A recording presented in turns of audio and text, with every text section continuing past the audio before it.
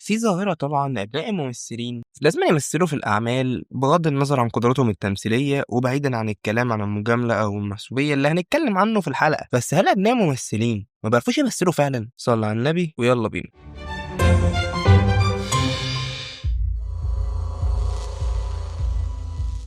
اكتر حاجه بتميز الممثل هو مجهوده، والاهم هي الموهبه. بس الموهبه دايما محتاجه اجتهاد عشان تحافظ على الموهبه دي وتنميها وتفضل تشتغل، لان التمثيل غير انه موهبه يبقى شغل. امال هصرف على نفسي منين وعلى اهلي منين؟ والتمثيل عامل زي الكوره، موهبتك هي اكل عيش. واللي خلى الكوره المصريه ما بقتش زي الاول هو انخفاض الموهبه، واللي لا تدل تماما عن ان مفيش مواهب في مصر. المواهب في مصر لا تعد ولا تحصى وفي كل المجالات، بس من اسباب تدهور المواهب الكرويه بالذات هي المحسوبيه، ومش ابناء اللاعبين بس، لا وكمان انها بقت بالفلوس. عايز تلعب في نادي كذا هتدفع كذا، او انك لازم تقدم في اكاديميه معينه عشان تدفع، مع ان موهبتك تاهلك انك تلعب على طول، بس لا انت لازم تدفع عشان تلعب. وده اللي ادى لمرحله ان الناس بقت بتشوف اللعيبه في انديه كبيره مش عارفين يباصوا حتى الكوره او يصدوا. وهنا انا ما اقصدش حد بالاسم. وطبعا ابناء العاملين ليهم دور كبير، يعني بيبقى فيهم ناس موهوبين عشان ما نظلمش حد. نفس الكلام بقى فين؟ في السينما. بس الموضوع مش من فلوس، لا الموضوع بيبقى قوه الدور. يعني مثلا دور ابن الاستاذ احمد السقا في مسلسل سيدي الناس، هتقول لي يا عم ده دور صغير، معاك حق. مين واخد برضه نفس الدور الصغير ده ومش كبير وبرضه في نفس المسلسل؟ مصطفى عماد. واللي خلى الناس كلها تتكلم عن موهبته وعن مدى اتقانه للدور وكم الاشادات اللي اتقالت عليه. وانا هنا ليس لدي اي ضغينه نحو ياسين السقا، وممكن يسكتني في المستقبل بفيلم او عمل ويفاجئني بدوره فيه، بس انا بتكلم عن الكونسبت نفسه، او على مدى صغر الدور، على مدى تاثيره. الممثلين الكبار بيبقى الدور صغير فرصه ليهم، ومع تدرج الادوار بيبقى ظهورهم محبب او مقبول. يعني مثلا زي ما قلنا في حلقه عصام عمر انه عمل اعمال واعلانات قبل التمثيل. لو لسه ما شفتش الحلقه هتلاقيها تظهر لك فوق، وهنسيب لك اللينك بتاعها تحت في الديسكربشن، بص عليها. ولو شفتها بص عليها برضه. اول ما عمل بالطو بتقول حلو بس انا حاسس ان انا شفته في حته قبل كده، عشان هو عمل اعلانات وحاجات قبل كده زي ما قلنا. يعني مثلا محمد هنيدي قبل ما يتعرف كمحمد هنيدي النجم المعروف طلع في ادوار كتير، ومش عايز اقول انه مكمل الكومبارسات، لا طلع في ادوار نقول كويسه. ومع التدرج والدراسه طبعا مره يطلع في بخيت وعديله. اوعى تزعل، اوعى تزعل، والله انا مش زعلان. انت فاكر ان انا زعلان؟ انا مش زعلان، انا مبسوط. خلي بالك، اوعى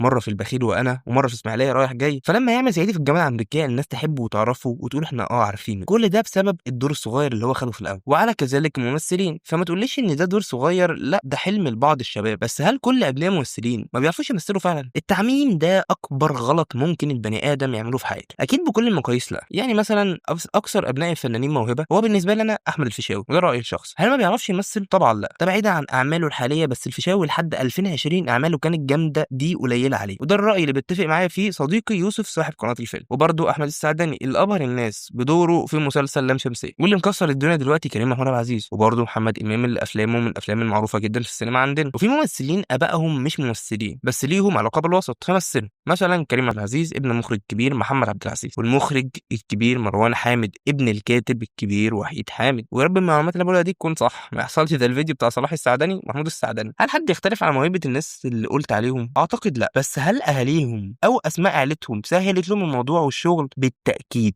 وما بحبش انا الناس اللي يقول لك انا رحت الاستوديو وبيقولوا لي ان في ممثل كبير مشاب مكسر الدنيا هيمثل مع حضرتك، ولما رحت لقيته ابني. لو النبي. بل بالعكس، بحب اللي بيعترف بده وبيسيب موهبته ترد مكانه. طب ما تيجي نحط نفسنا مكان ابناء الممثلين. انا اتولدت لقيت ابويا ممثل كبير ومحبوب وبيشرح لي عن السينما واهميتها، وخلاني اعشق التمثيل والسينما. فطبعا اول حاجه افكر فيها هي التمثيل واني عايز امثل. فاستغليت ان ابويا في المجال واصحابه وخليتهم يشرحوا لي عن التمثيل ويدربوني عشان ابقى ممثل كويس. وبعد ما مثلت طبعا والدي كان ليه دور كبير في ده، ومش هينفع ان انكر ده. لقيت ان اي حاجه بعملها لو حلوه عشان ابوك الفنان كذا، وطبعا ورثت الموهبه، وطبعا ده شيء يشرف اي بني ادم واي ابن. بس بيبقى طبعا برضو ان الناس تعترف باحقيته بقى في التمثيل. ولو في مره غلطت او فشلت في دور او عليه مثلا اثاره الجدل، هبقى اكبر مثال للمحسوبيه. وهنا انا ما بدافعش عن ابناء الممثلين وانا بدعمهم، انا حبيت اقول الفرضيه دي بس. حابب اقول كلمه ان الشخص اللي حقيقي قادر يتحكم في كل ده هو المخرج. المخرج هو اللي يقدر يقول مين يمثل ومين لا، مين معاه ومين لا. وحابب كمان اطرح سؤال، وبجد السؤال ده محتاج تفكير منكم انتوا كاباء وامهات، او باذن الله هتبقوا اباء وامهات. بتشتغلوا ليه؟ مش عشان تساعد ابنك صح؟ عشان ما يعانيش نفس معاناتك وعشان الدنيا تبقى سهله شويه عليه. فلما يبقى عندك الفرصه انك تساعد ابنك مش هتساعده؟ اعتقد انك ممكن تجاوب على ده في الكومنتات. وكمان حاجه، القبول او الرفض ده في ايد الجمهور، مش في ايد الاب او الممثل نفسه. الجمهور هو اللي قرر ان طالما في عمل نازل لمروان حامد اكيد هو هيبقى حلو عشان هو مخرج جامد ومخرج كبير، مش عشان هو ابن الكاتب وحيد حامد. وان في عمل نازل لكريم عبد العزيز اكيد هيبقى كويس عشان هو ممثل كبير، مش عشان ابن المخرج محمد عبد العزيز. الجمهور العامل الاساسي في كل شيء، العامل الاساسي في نجاح الشيء او فشله، طلوع بالعمل للسماء او النزول بيه لسبع ارض. وبرضه الجمهور هو اللي يقول على حد في العمل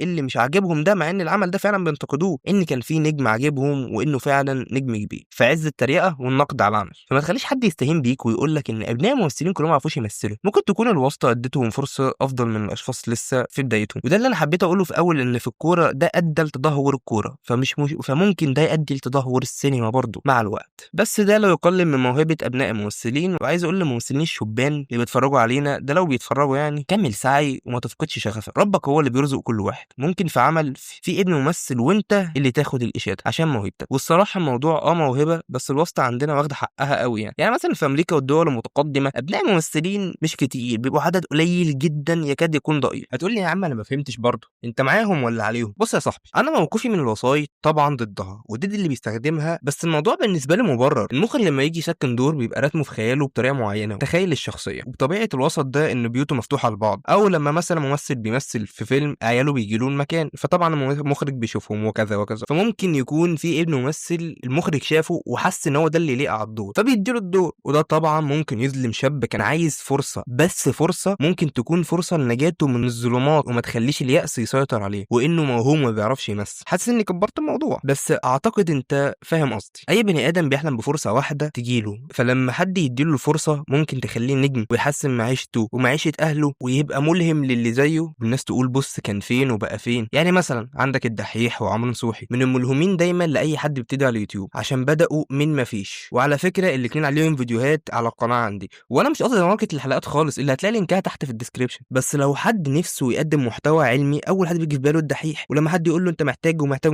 يقول له الدحيح بدا من بيتهم من اوضته. وبرده كذلك عمرو نصوحي، لما حد بيقول له انا عايز ابتدي في الكوره بيدي مثل عمرو نصوحي ان ابتدى برده، وان هم فعلا يستحقوا اللي هم فيه عشان وصلوا له بدون وسايط، وان هم فعلا يستحقوا ده. انا طبعا ضد الواسطه وضد المحسوبيه، حتى لو انت موهوب، في زيك موهوبين كتير وما لاقوش الفرصه اللي انت خدتها. بس انا برضو متفاهم انك برضو لو لقيت الفرصه مش هتسيبها، اذا كنت ابن ممثل ابن وزير ابن غفير ايا يكن، لو جت قدامك الفرصه عمرك ما هتسيبها، عشان ما فيش بني ادم مثالي ولا انا حتى مثالي. عشان كده الناس عندهم حق في الاسئله اللي من النوع ده الصراحه. وبس انا كده خلصت، اتمنى الحلقه تكون عجبتكم. حابب اقول لكم اننا عملنا قناه جديده اسمها ما تسال، واللي هي عباره عن اسئله بتيجي في بالنا واحنا بنجاوب عليها. عشان كده ما تنساش تروح تتفرج على القناه وتشترك هناك وتقول لنا اي سؤال يجي في بالك. ويا صاحبي ما تسأل، ما تنساش تعمل لايك، تفعل زر الجرس، وتعمل فولو على الانستجرام اللي تحت في اول كومنت، وتشترك على قناه ما تسأل. والآن مع المفاجأة. يلا يا ياسر سمع عمو. انسى انك تضرب حالك دايما عاجبك حال الغير، مهما تكون حالتك دايما باصص للتغيير.